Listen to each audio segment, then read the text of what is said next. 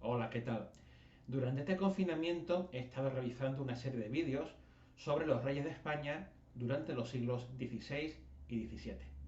Hice uno primero sobre los reyes católicos y su hija Juana la Loca, que bueno, fue también reina, aunque en realidad no llegó a gobernar en persona. Un segundo vídeo sobre el hijo de Juana la Loca, que es Carlos I de España y V de Alemania. Otro más sobre Felipe II, el hijo de Carlos I. Carlos I y Felipe II son conocidos como los Austrias mayores. Y ya en el siglo XVII tenemos a los tres Austrias menores. Hice un vídeo sobre el primero de ellos, Felipe III, pero me faltan Felipe IV y Carlos II. Bueno, pues precisamente este vídeo va sobre esos monarcas. Felipe IV va a gobernar entre 1621 y 1665 y su hijo Carlos II entre 1665 y 1700, fijaos lo redondo del año. Estos dos reinados van a coincidir en el tiempo con el del monarca más famoso de toda la historia de Europa. Me estoy refiriendo evidentemente a Luis XIV de Francia, el Rey Sol, que va a tener un reinado muy dilatado, que como digo ocupa pues gran parte del reinado de nuestro Felipe IV y todo el reinado de Carlos II.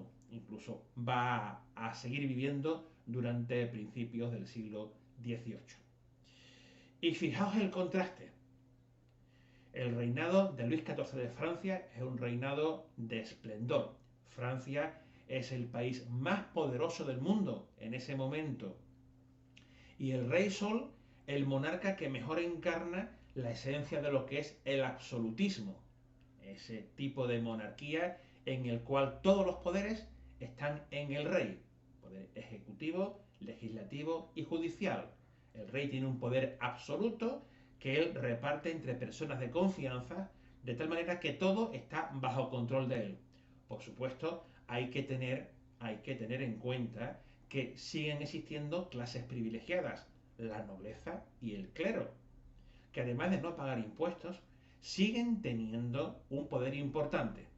Pero lo cierto es que estos monarcas absolutos, entre ellos el Rey Sol, va a poner ciertas limitaciones a ese poder de la nobleza y de el clero y va a intentar tenerlos bajo su control. De ahí que digamos que Luis XIV es el máximo representante de la monarquía absoluta. En España sí va a pasar lo mismo. Felipe IV y Carlos II son monarcas absolutos que efectivamente tienen todo el poder en sus manos y que van a intentar mantener a raya el poder de la nobleza y del clero, que son en España muy importantes. Pero con la gran diferencia de que mientras Francia vive una época de esplendor, como digo, aunque un esplendor que terminará con algunos problemas, porque los gastos que realizará el Rey Sol van a ser grandes, mientras Francia, como digo, vive ese esplendor, España vive en la ruina. Ningún historiador duda que la peor época de España es la de los reinados de estos dos monarcas, Felipe IV y su hijo Carlos II. Ahora bien, ¿toda la culpa de ellos? No, evidentemente no. Un país no llega a la ruina exclusivamente por la acción de un monarca, ni siquiera en un solo reinado. Se llega a la ruina a partir de un proceso de evolución. Y como intenté exponer en los vídeos anteriores, seguramente Felipe II y Felipe III cometieron errores graves que fueron conduciendo a España hacia una situación de crisis. Y entre esos errores graves se encuentra la enorme cantidad de gastos que realizaron en empresas, quiero decir, en proyectos que tenían más resultados de cara al prestigio que a la fortaleza del país. Proyectos como la lucha contra los turcos, por ejemplo, o la intromisión en determinados asuntos internacionales. Sí, es verdad que había dinero en juego, pero a la larga el capital que invirtieron los monarcas españoles fue tan grande que dejaron a las finanzas de la corona exhaustas.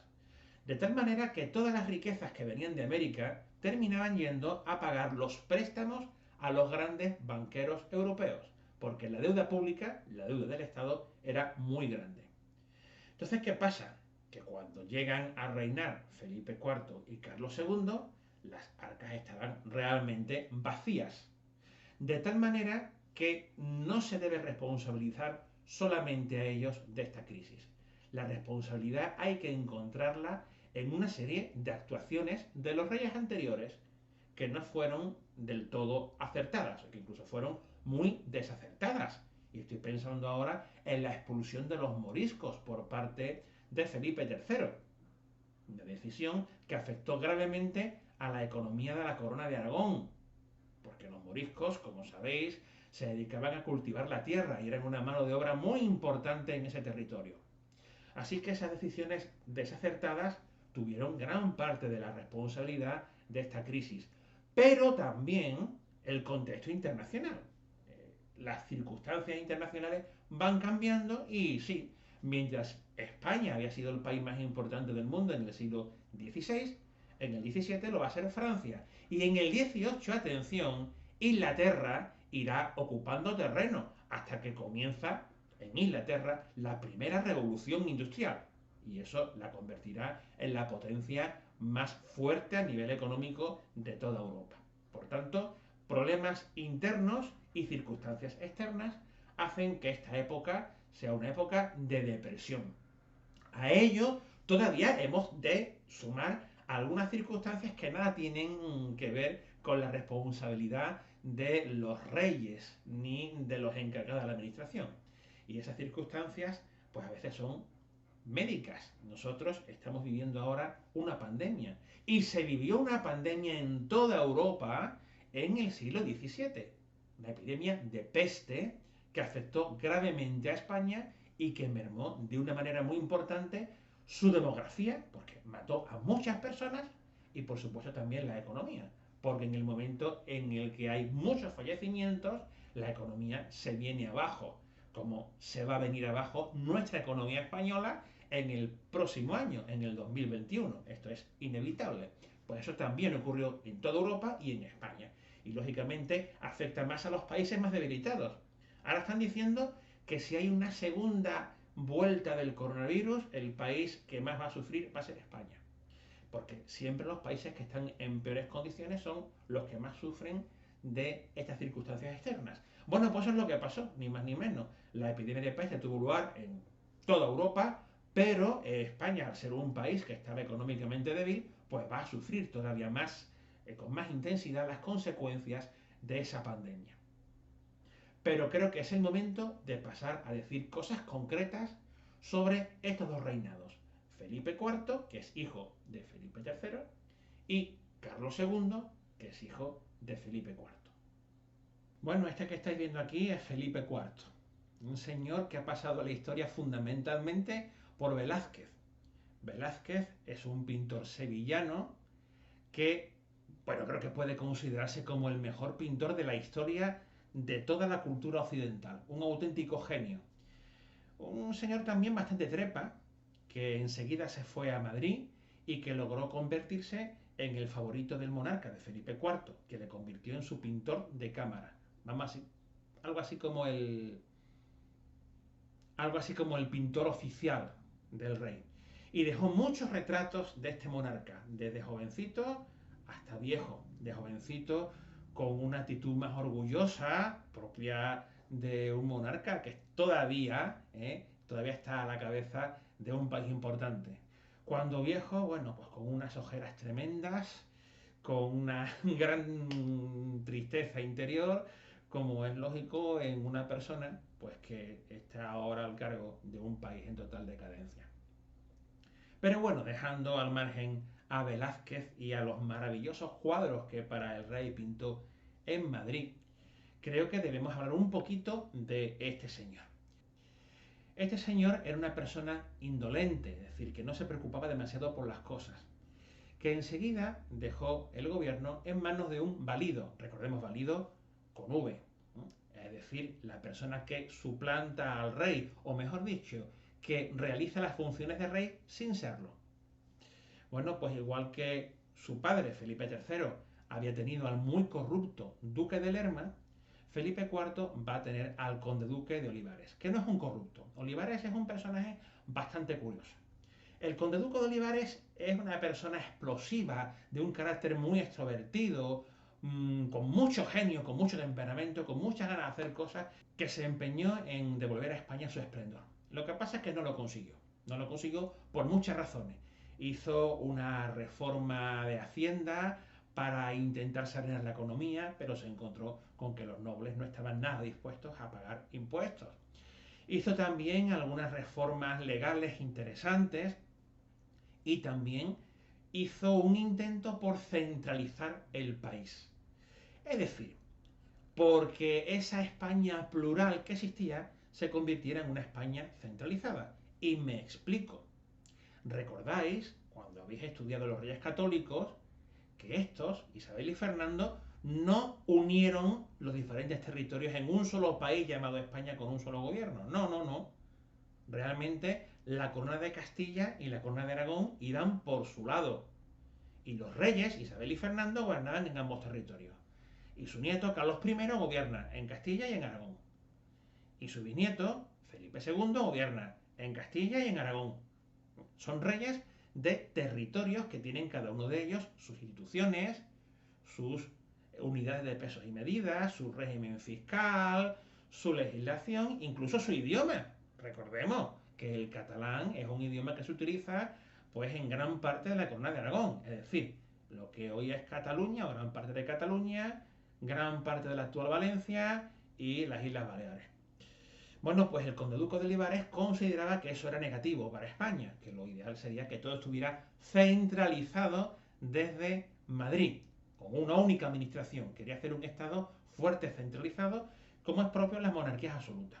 Y para ello utilizó una serie de subterfugios que no le salieron demasiado bien. Entre otras cosas, porque en Cataluña había bastante resentimiento con respecto a Madrid. Cataluña se consideraba ya un territorio que estaba siendo demasiado controlado por el centro de la península ibérica, que era Madrid.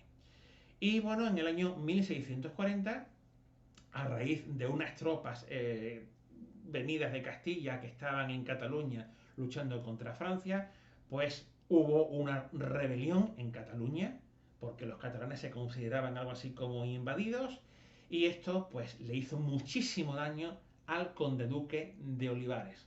Vamos, hasta el punto de que tuvo que desistir por completo de su intento de centralizar el Estado. Aquí hay en medio un asunto que es el asunto de la llamada unión de armas, pero ahí no voy yo a meterme porque no me parece oportuno. Simplemente decir que Olivares fracasó y que el rey se vio obligado a destituirle. No fue el único motivo por el que fracasó Olivares, pero lo cierto es que a pesar de los muchos esfuerzos que hizo Olivares por el bien de España, pues le salió mal y el rey tuvo que deshacerse de él. Por cierto, no fue Cataluña el único territorio que se le rebeló. También se rebeló Portugal. Portugal no es que fuera parte de España, ojo, no era parte de España, pero sí tenía como rey al rey de España, a Felipe IV. Y Portugal también se rebela, concretamente en el año 1640. Y Andalucía también, al año siguiente, en 1641, hubo una rebelión en Andalucía que encabezaron dos personajes, bueno, uno de ellos, el más importante, el duque de Medina Sidonia, que a pesar de tener ese título de Medina Sidonia, no vivía en Medina Sidonia, sino que vivía en Sanlúcar de Barrameda, donde estaba y está el palacio. Bueno, pues hubo una conspiración que, bueno, se ha hablado mucho de ella, pero bastantes historiadores lo interpretan como un intento de convertir a Andalucía en un reino independiente. Y que este señor, el duque de Medina Sidonia, se convirtiera en rey de Andalucía. Esto evidentemente fue otro de los motivos por los que Olivares se vio desbordado y tuvo que dejar el gobierno. Por cierto que Felipe IV castigó duramente al duque de Medina Sidonia, pero no lo condenó a muerte, porque era una personalidad demasiado importante. Bueno, estos fueron los principales acontecimientos, es decir, un intento de centralizar el Estado que se vio frustrado por diferentes motivos, entre ellos, insisto, pues la tensión con Cataluña, una tensión que volverá a aflorar más adelante, cuando muera el rey Carlos II, pero eso ya es un temario que pertenece a otra esfera, a la esfera de los Borbones.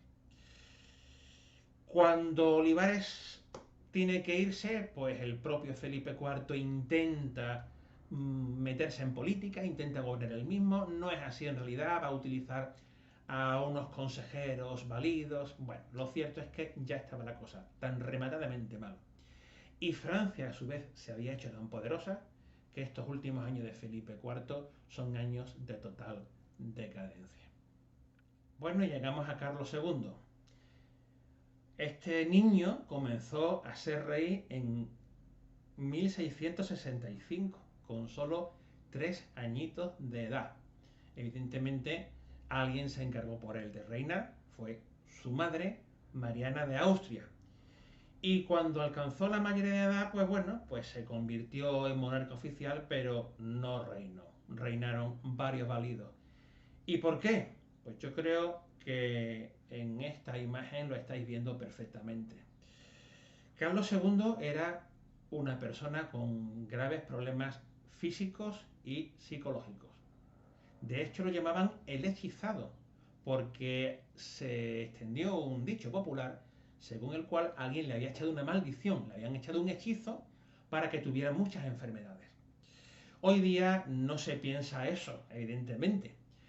Parece bastante claro que el problema de Carlos II es la gran cantidad de matrimonios que se habían realizado en la Casa de Austria entre personas consanguíneas entre sí. Ya sabéis que en el caso de los animales, a veces para conseguir que se mantenga la pura raza, pues aparean a macho y hembra que tienen consanguineidad. Sí, la consecuencia es que son los cachorritos que salen de purísima raza, pero está demostrado, son más débiles. Son más débiles. Bueno, pues esto es lo que pasó. Había habido tantas bodas entre personas cercanas entre sí en esta dinastía de los Austrias que Carlos II pues salió el pobre con todas las enfermedades. Enfermedades físicas serias, entre otras cosas, no era fértil, no podía tener niños, y también enfermedades o limitaciones serias mentales, hasta el punto de que el rey pues era una persona pues que no podía ejercer las funciones de tal. Se dice que la época de Carlos II fue la época de mayor decadencia de la historia de España. Y esto no es verdad, o por lo menos no es toda la verdad. Sí es cierto que es el momento en el que Luis XIV de Francia alcanzó su mayor esplendor y en el que España vio como todo su brillo se apagaba. Pero también es verdad que los diferentes válidos que tuvo Carlos II lo hicieron moderadamente bien. Hicieron un trabajo interesante de reforma del país, de intentar sanear la economía, de intentar mantener el tipo frente al poderío francés, y no diré que lo consiguieron con gran brillantez, pero por lo menos lograron ir sacando a España del atolladero. Así que aunque a nivel oficial fue una época de decadencia, que lo fue, sí se puede decir que hubo una cierta recuperación o un comienzo de recuperación con respecto a la etapa anterior de Felipe IV. Para terminar, he de decir que como Carlos II no podía tener niños, pues cuando se vio que a este hombre le quedaba poco tiempo de vida, murió con solo 38 años, empezó a haber una serie de intrigas por ver quién se convertía en el nuevo rey de España. Y claro, ahí ya os podéis imaginar que las potencias europeas empezaron a relamerse de gusto diciendo vamos a ver qué hacemos aquí. Bueno, pues en el último momento el rey Luis XIV de Francia, el rey Sol, logró hacer que Carlos II firmara en un papel que el heredero suyo iba a ser Felipe de Anjou. es decir, el nieto del rey Sol. Y lo conseguirá efectivamente. El siguiente rey de España será el nieto de el rey Sol, de Luis XIV. Con lo cual, con Carlos II termina la dinastía de los Austrias. No será fácil que Felipe llegue a ser rey, habrá por medio una guerra, la guerra de sucesión española, que será una guerra, por un lado, europea, entre varios países europeos, a ver a qué candidato ponían.